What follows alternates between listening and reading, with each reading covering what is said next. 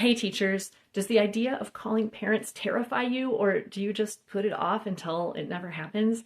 If so, this video is for you. Here are my top 6 tips for making difficult parent phone calls. Number 1, don't assume the worst.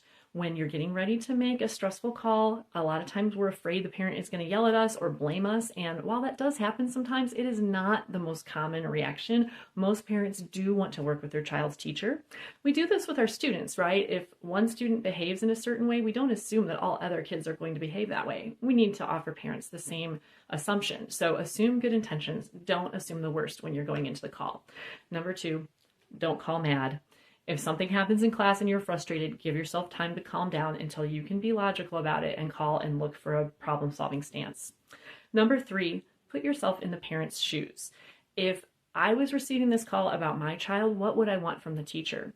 Well, at a minimum, I would want the teacher to call when the problem was small and we could address it together before it had spiraled out of control. And so that leads to my 4th point, call early. I've had colleagues tell me like, well, I wait a few classes to see if there's a pattern in behavior before I call the parent. I have a different philosophy. I call home on the first sign of trouble. It's a lot easier if I call the parent and say, hey, your child got out of their seat twice during class today. Would you talk to them and remind them of our school rules?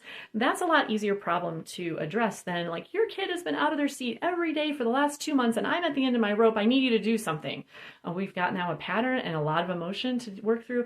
If you call it the first sign of trouble, it also lets the kids know that you're not afraid to call home, and it gets you and the parent communicating when the problem is still small and manageable. So call early.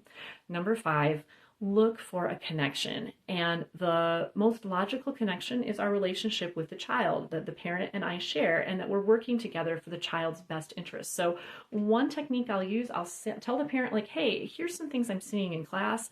Are you seeing this at home? And then I stop talking and I listen, and the parent sometimes has really interesting insight or will tell me things I didn't know about the child. Sometimes they have ideas of what works. Sometimes the parent is just as frustrated as I am and they're looking for help and they welcome my help. So by framing it that way and entering into it as a partnership and a conversation of parent and teacher together to support the child, that has a lot more chance of a positive outcome.